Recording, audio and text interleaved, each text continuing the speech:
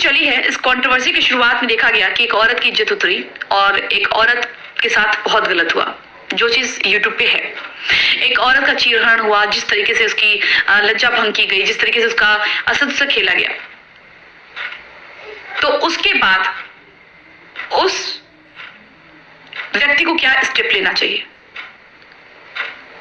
क्या चुपचाप बैठ के तमाशा देखना चाहिए, इंतजार करना चाहिए, जवाब देना चाहिए, एक्शन लेना चाहिए, या बिना कुछ जवाब दिए, बिना कुछ बोले अपने काम करते रहना चाहिए? भाई कोई कुछ बोल रहा है बोलने दो।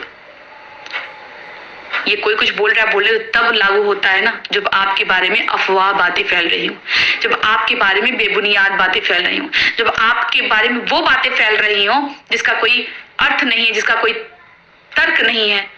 वैसी बातों को अवॉइड कर देना चाहिए। कभी कभी लगे जवाब तो दे देना चाहिए, अदरवाइज अवॉइड कर देना चाहिए। लेकिन जहां बात आपकी अस्मिता पे आ रही, जो बातें कुछ चीजें सब कुछ सामने आ चुके हैं साक्ष्य, उस पर इतने सवाल उठे। इस कंट्रोवर्सी में कुछ केसेस हुए थे जो कि थाने में दर्ज हुए। उसके बाद से हमारे जगत भैया जी, उनकी पूरी फैमिली वहां पे गए, चीजें हुई, वहां से वापस आए। तो ये कहा गया कि भाई कोई ऐसा सबूत नहीं मिला है, कोई ऐसा प्रूफ नहीं मिला है जिससे मैं उनको गुनहगार साबित कर सकूं, क्योंकि उन्होंने साफ साफ इनकार कर दिया है और ऐसे ऐसे स्टेटमेंट देकर के आए हैं। उसके बाद सोशल मीडिया पे रोज एक तरीके से कंटेंट, कहते हैं ना कि जो सोर्स जहां से उठता है ना, इंसान जड़ वहां से खंगालता है। और इतना बड़ा ये मैटर हो गया। मैटर होने के बाद आज मैं आप लोगों को कुछ बातें बताऊंगी जो शायद अभी तक आप लोग को नहीं पता है। जब ये मैटर उठा तो मुझे भी लगा कि यार एक औरत की इज्जत के साथ खेला गया है, जो कि नहीं होना चाहिए था और ये बहुत ज्यादा गलत हुआ। कुछ भी था ऑफलाइन समझना चाहिए था, इसकी मैं शुरू से इस बात की निंदा करती हूँ और करती रहूंगी कि इसको ऑफलाइन समझना चाहिए था। लेकिन बातें ऐसी हुई कि बातें ऑनलाइन सोशल मीडिया पे डेली टुकड़ों में आ रही थी और एक बार पूरी एक बैग आ गई। उस पे एक्शन की बात हो रही थी। रोज थाने से जाना या बोलना हम थाने गए थे, हम ये कंप्लेन किए हैं, मैं अभी जाता हूँ, मैं अभी कंप्लेन करवाता हूँ, मैं अभी ये करता हूँ। मैंने भी सोचा कि भाई हो सकता है चीजें भी इनके हाथ में ना हो, कोई बात ना हो। उसके बाद से मैं खुद अलका जायसवाल, वहां के जो डीसीपी हैं जोन 2 या जोन 4 के, उनको मैंने कॉल किया, उनसे मैंने बात की, उनसे मैंने इस बात के बारे में, इस केस के बारे में डिस्कशन किया। और फाइनली वहां से मुझे कॉल बैक डीसीपी सर का आता है कि देखिए मैम, आपका ये जो बात था ना, इस पे डेफिनेटली एफआईआर बनता है और इस पे एफआईआर होगी। मैंने कहा thank you so much sir, क्योंकि इस पे बहुत चीजें हो चुकी हैं। उसके बाद से एफआईआर के लिए डेट दी जाती है कि आप आइए यहाँ पे बताइए क्या कुछ हुआ। उसके बाद से थाने लोग जाते हैं, क्या कुछ करते हैं नहीं पता। और उसके बाद जब आर और पार की बात आ गई, एफआईआर की बात आ गई, फिर आनाकानी होने लगा। वो आनाकानी क्यों हुआ मुझे नहीं पता। मैंने देखा यार कि एक दिन हो गया, 2 दिन, मैंने महज 3 दिन में एफआईआर करवाई थी। सिर्फ 3 दिन नहीं, मुझे लगता है 2 दिन, 48 घंटे मैंने एफआईआर कराई थी। और बहुत छोटी सी बात कह लीजिए या बहुत बड़ी सी बात कह लीजिए, क्योंकि जो गलत है वो गलत है, अपराध छोटा या वो बड़ा अपराध होता है। ये एक साइबर क्राइम था। भले ही सोशल मीडिया के लिए बहुत बड़ा गुनाह है, लेकिन ये साइबर क्राइम था। उसके बाद से फिर उस बात पे एफआईआर की बात होती है, लेकिन एफआईआर के लिए कोई भी आगे नहीं बढ़ता है। मेरे बहुत सारे सवाल आए कि जिसके घर की इतनी बड़ी मानहानि हुई, जिसके घर में इतनी बड़ी, आप लोग कहते हैं ना लप्पू को क्यों सपोर्ट कर रहे हो, लप्पू क्यों अच्छा है, लप्पू क्यों सपोर्ट कर रहे हो, तो आज मैं उसका रीजन बताऊंगी कि मैं क्यों ये कहती हूँ कि दिल का अच्छा इंसान है। चीजें बहुत सी हुई और फिर जब बातें हुई तो मैंने कहा कि भाई आप लोग क्यों रुके हैं, अब किस चीज का वेट कर रहे हैं, कीजिए, बातें कर ली, आप जुबान मेरी खाली करवा रहे हैं, आखिर क्यों, क्या हो गया। फिर मुझे उसके बाद से ना मेरा माथा क्लिक किया, हमने कहा यार ये क्या चल रहा है। जो पीड़ित होता है ना, जो पीड़िता होता है ना, वो जब तक न्याय नहीं पा लेता है वो थाने का दरवाजा नहीं छोड़ता है, क्योंकि वो एक्चुअली में जरूरतमंद होता है। आप लोग कभी सोचे हैं कि थाने पे क्यों नहीं रिपोर्ट लिखी जाती है? क्योंकि वो लोग पढ़ते हैं कौन कितना नीडी है। वहां पर आना जाना बस यही लगा रहा और एफआईआर नहीं हुई, क्योंकि कराने वाला भी चाहना चाहिए कि हाँ इस पे होना चाहिए, नहीं होना चाहिए। उसके बाद से जब डीसीपी से बात हुई, इनको लग गया कि भाई अब बात डीसीपी तक पहुंच गई, अब ये सच में एफआईआर हो जाएगी। फिर उन लोगों ने इस बात पे चुप्पी साध ली कि प्रूफ नहीं है हमारे पास। कितने प्रूफ चाहिए आपको अपनी अस्मिता लूटने के, अपनी इज्जत लूटने के, आपकी इज्जत तार-तार करने के? कितने प्रूफ चाहिए आपको? इंसान तभी चुप होता है जब खुद के अंदर भी गलती होती है। इसलिए मैं उस इंसान को सही बोलती हूं कि कहीं ना कहीं वो बंदा सही है, तभी वो इस तरीके से बैठा है, और सामने वाले के अंदर गलती है तभी वो एक्शन लेने से आनाकानी कर रहा है। उस कंप्लेन में जब मुझे पता चला कि सिर्फ ना बोलने के लिए बोला गया है, ऐसी कोई बात ही नहीं है, तो फिर क्या बोला जाएगा?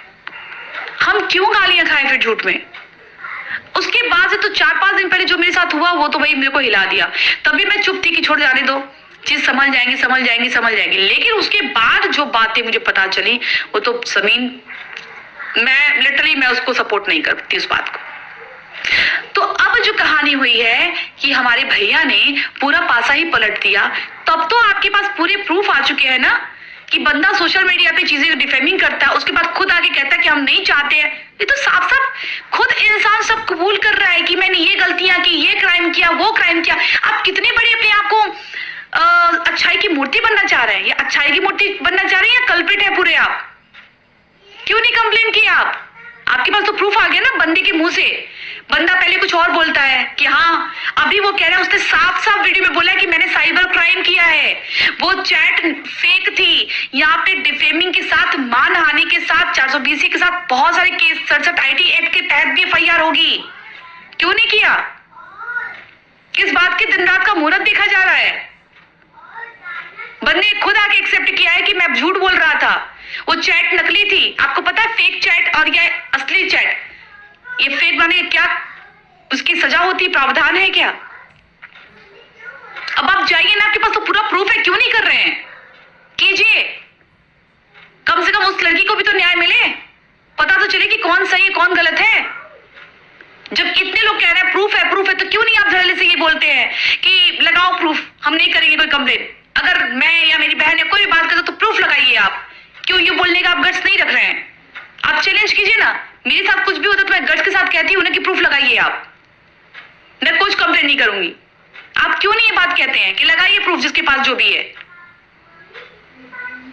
और सुच्ची वेट कर रही है कि आप कब उसको लीगल नोटिस भेजेंगे कि प्रूफ दिखाओ, और प्रूफ वो आपके मुंह पे मारने की बात कर रही है अपने वीडियो में। मैं नहीं बोल रही हूँ, वो वीडियो में खुद बोल रही है कि मैं प्रूफ ऐसे मुंह पे फेंकूंगी, मुंह पे।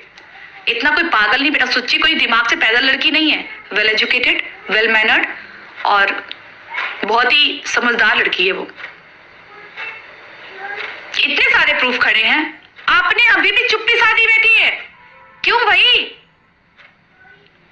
अगर आप सही हैं तो कीजिए ना। हम झूठ की बुनियाद पे नहीं लड़ते हैं कि बस हमें नारा लगाना, हम किसी के लिए काम नहीं करते हैं। हमें जहां दिखता है कि यहाँ गलत है वहां बोलते हैं। हमने आपका साथ दिया था और बाय गॉड गलत हुआ ना आपके साथ, तो हम आगे भी देंगे।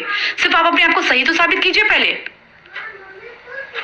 आप अपने आप को सही साबित कीजिए, उसके बाद कोई कुछ बोलता है हम खड़े हैं, लेकिन सही तो साबित कीजिए। सब कुछ छोड़िए, प्रूफ को छोड़िए, रिकॉर्डिंग को छोड़िए, कॉल डिटेल को छोड़िए, आपके तथ्य को छोड़िए कि हाँ आप बात करते ही नहीं करते, सब कुछ फाड़ जाए। लड़के ने एक्सेप्ट किया ऑन सोशल मीडिया कि चैट फेक थी, फेक कंट्रोवर्सी थी जो कि डिफेमिंग में आता। इस फेक कंट्रोवर्सी में एक औरत की पूरी इज्जत चली गई, फिर भी चुप्पी क्यों? फिर भी कंप्लेन क्यों नहीं? FIR क्यों नहीं? संगीन धाराओं में FIR दर्ज होगी, चुप्पी क्यों? और जब कोई सेटलमेंट का बात करता है तो फिर बुरा क्यों लगता है? हम गाली खाते रहे, हम गाली झूठ की खाते रहे? नहीं, ऐसा नहीं होता बिल्कुल।